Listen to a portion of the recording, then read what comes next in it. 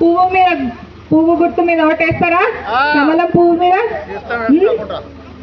ఇప్పుడు మందు తీసుకున్నాం. మళ్ళీ తర్వాత పిల్లలకు, యువకులకు అంటే మగపిల్లలు వాడు అటు ఇటు ఆగమైపోతే రేపు ఎవరు పిల్లనియ్యరు. అవునా కదా? పిల్లనియ్యాలి అంటే వాడు కొంచెం ప్రయోజకుడు కావాలన్నా వద్దా? దానికి ముద్రా లోన్స్ ఇస్తున్నారు. అంటే మీకు 50,000 నుంచి 2 లక్షల వరకు పైసలు ఇస్తాడు మోదీ. ఆ పైసలు వాళ్ళు ఏదైనా వ్యాపారం పెట్టుకొని దానిలో కుంచెలు వచ్చినాక నెలకింత కట్టుకోనికి అవకాశం ఉంటుంది. అది కూడా ముద్రా యోజన కింద మోదీ పైసలు ఇప్పిస్తున్నాడు. అది మన మగ పిల్లలకి రావాలి అంటే వాడు మంచి ప్రయోజకుడు అయితేనే కదా రేపు ఇంకో పిల్లను పెళ్ళికి వచ్చేది. ఏం లేకపోతే ఎట్లా వస్తారు? రారు కదా. కాబట్టి మన మగపిల్లల కోసం అని చెప్పేసి ముద్రా యోజన కింద లోన్లు ఇస్తున్నారు. ఆ లోన్లు తీసుకుంటే వాళ్ళకు అప్పుడు అందులోంచి వాళ్ళకు వ్యాపారం పెట్టుకోనికి ఉంటుంది. నెక్స్ట్, అందరి ఖాతాలు ఉన్నాయి. అందరికీ బ్యాంకు ఖాతాలు వచ్చినాయా? మీరేం ఇదివరకు చెయ్యి గుర్తోళ్ళు ఉన్నప్పుడు దానిలో మినిమం 700-1500 పైసలు ఉంటేనే మీకు బ్యాంక్ ఇచ్చేటోళ్ళు. బ్యాంకులో మీరు పోయి ఖాతా ఓపెన్ చేయనీకి ఉండేది. ఇప్పుడు మీరు ఖాతా పోయి మీరు తీసుకోవాలి అనుకుంటే మీరేం పైసలు కట్టక్కర్లేదు. 0. మీరేం రూపాయి కూడా లేకున్నా కూడా మీకు ఒక బ్యాంకులో ఖాతా అనేది మీకు ఉంటుంది. దానిలో నుంచి మీకు ఈ ముద్రా యోజన కానీ మీకు ఏమైనా రేపు సిలిండర్కి పైసలు కానీ ఇవన్నీ అలా మీకు పడనీకు ఉంటాయి కదా, ఉంచుకోనికే మీకు ఉంటాయి. మన దగ్గర పైసలు మిగిలినాయి అనుకో మనం పప్పు డబ్బాలను ఉప్పు డబ్బాలను దాచి పెట్టుకుంటాం. మొగోళ్ళ దగ్గర ఉన్నాయి అనుకో వాళ్ళు ఏం చేస్తారు? పోడి అదే అంతేనా? అందుకనే మన కోసమనే మోదీ అట్లా బ్యాంకు ఖాతా ఇచ్చింది. అలా మనం 100 దాసుకో, 1000 దాసుకో, 2000 దాసుకో, 1500 దాసుకో, నీ శక్తి. మనం దాచుకున్నామంటే ఈ పిల్లల కోసం మనం దాస్తాం. అవునా కదా? అందుకనే మన కోసమే మోదీ ఇవన్నీ తెచ్చిండు. కాబట్టి మనం ఎవరికి ఓటేయాలి? పువ్వు గుర్తు మీద ఓటేయాలి. కమలం పువ్వు. మీరు ఆ రోజు పోయినప్పుడు 13వ తారీఖు 3వ నెంబర్ మీద పువ్వు గుర్తుంటుంది. ఆ పువ్వు గుర్తుకి ఓటేస్తారా?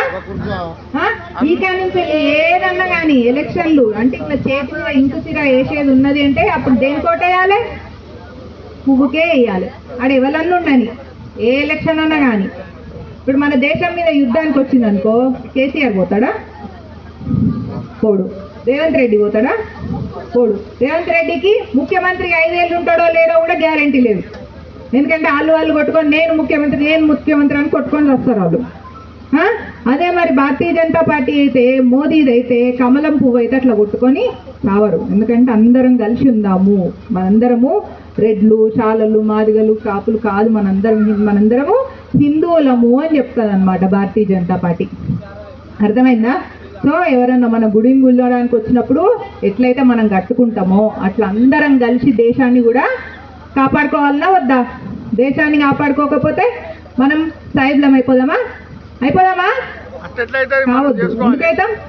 కాము. రజాకర్లను ఆడోళ్ళందరూ తరిమి కొట్టిందట. రజాకర్ల ముచ్చట అందరికి తెలుసా?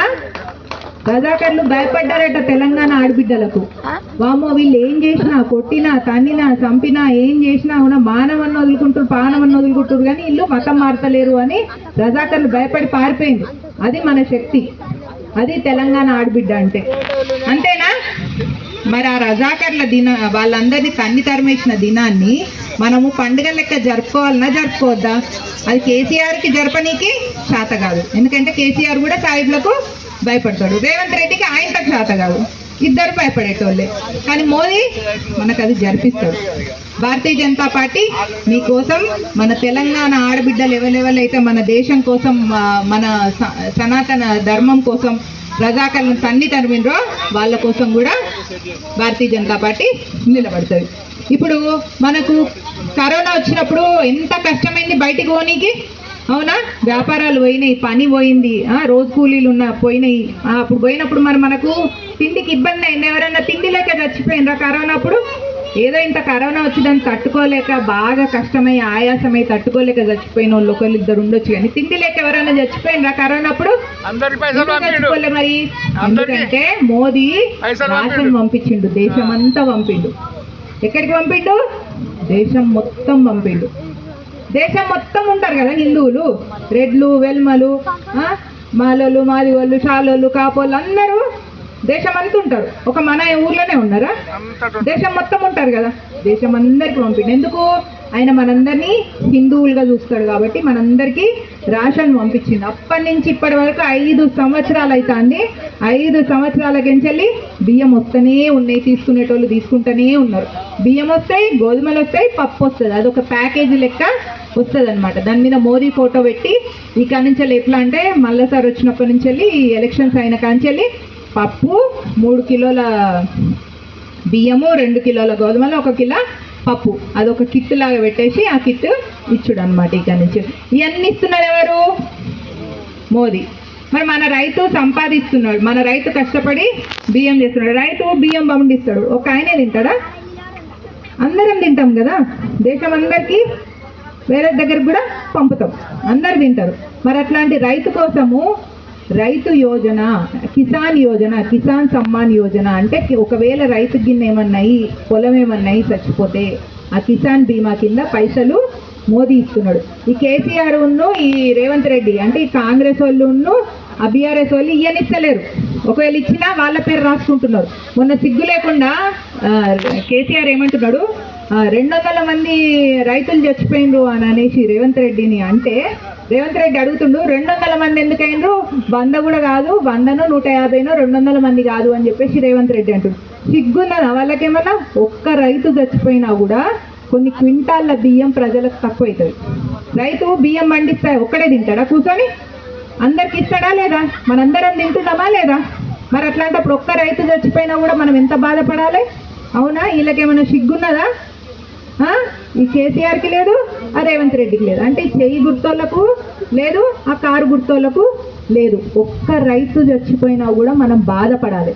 ఒక్క రైతు ఒక సంవత్సరానికి 10 మంది తినే అంత బియ్యాన్ని సంపాదిస్తాడు ఒక్క ఎకరం మీద. అంటే ఒకటే ఎకరం మీద, 10 ఎకరాల మీద కాదు. ఇప్పుడు 5 ఎకరాలు 10 ఎకరాలు గన్ని ఉన్నాయంటే ఎంతమందికి తిండి పెడుతున్నాడు? రైతు అంటే ఎవరు? తిండి పెట్టేటోడు. తిండి పెట్టేటోళ్ళు అంటే ఎవరు? అన్నదాత అనాలి.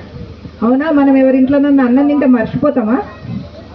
జీవితాంతం గుర్తుపెట్టుకుంటాం, వాళ్ళు చల్లగా ఉండాలి అని అనుకుంటామా లేదా? మరి అసలు రైతు చచ్చిపోతే వీళ్ళకి ఎంతో సిగ్గులేదు, అట్లా మాట్లాడొచ్చా? మోదీ ఏం చేసిండంటే కిసాన్ సమ్మాన్ యోజన అంటే రైతు కోసం ఒక పథకం తీసుకొచ్చిండు. రైతు ఆ బీమా అనమాట. అంటే ఏంటిది? ఒకవేళ పొలం ఏమన్నా అయితే దానికి పైసలు ఇచ్చే బీమా అనమాట. అవన్నీ మీ బ్యాంక్ అకౌంట్లో డైరెక్ట్ రానికే, మీకు బ్యాంక్ అకౌంట్లల్లో 0 ఉన్నా కూడా, అంటే 0 బ్యాలెన్స్ ఉన్నా కూడా, అసలు పైసలు ఏం లేకున్నా కూడా మీ అకౌంట్ ఓపెన్ చేయించేది కూడా అందుకే. అర్థమైంది కదా ఇప్పుడు ఎందుకు మనం మోదీ కోసం ఓటేస్తాం? 26 మోదీ 3 సంవత్సరాలు గుజరాత్ అనే, ఇప్పుడు మన తెలంగాణ ఉన్నది కదా, అట్లా దేశంలో చాలా రాష్ట్రాలు ఉంటాయి. అలా గుజరాత్ అనే రాష్ట్రంలో మోదీ 3 సార్లు ముఖ్యమంత్రిగా ఉన్నాడు. మన కేసీఆర్ 2 సార్లకే టాపిక్ అన్నాడు. మోదీ 3 సార్లు ఉన్నాడు. 4వసారి గెలిచినాక కూడా ఆయన నువ్వు ఇక్కడ ముఖ్యమంత్రి కాదు, దేశానికి ప్రధానమంత్రిగా రా అని ఆయన లాక్కపోయాడ ప్రధానమంత్రిగా పెట్టిండు. అంటే 4 సార్లు ఆయనే ముఖ్యమంత్రిగా గెలిచిండు గుజరాత్లో. ఎంత మంచి మనిషి అయితే గెలుస్తాడు? మనం 2 సార్లకే కేసీఆర్ని పక్కన పెట్టినాం. ఎందుకు? వేస్ట్ అని మనకు అనిపించిందా లేదా? అనిపించింది కాబట్టి మనం వద్దని చేయికేసినామా లేదా? అంటే బేకారాన్ని తెలిసిపోయింది కదా, అట్లనే చేయి కూడా బేకారని తెలుస్తుంది. మీకు బేకారుగా కాకుండా ఎప్పుడు మీకు పనిచేసేది కమలం పువ్వు మాత్రమే. ఆ బురద లంచెలు కూడా బురదను అంటకుండా ఎట్లయితే కమలం పువ్వు వికసిస్తుందో అట్లనే ఈ దేశాన్ని వికసింపజేసి మనందరినీ కాపాడేది పువ్వు గుర్తు మాత్రమే. పువ్వు గుర్తు కొట్టేద్దామా? వేద్దామా? కమలం పువ్వు గుర్తుకే, కమలం పువ్వుకే, కమలం పువ్వు గుర్తుకే. ఒకసారి అందరు మనసు మీద చేయొచ్చు చెప్పుండి, పువ్వు గుర్తుకే మా ఓటు అని చెప్పుండి. పువ్వు గుర్తుకే, పువ్వు గుర్తుకే.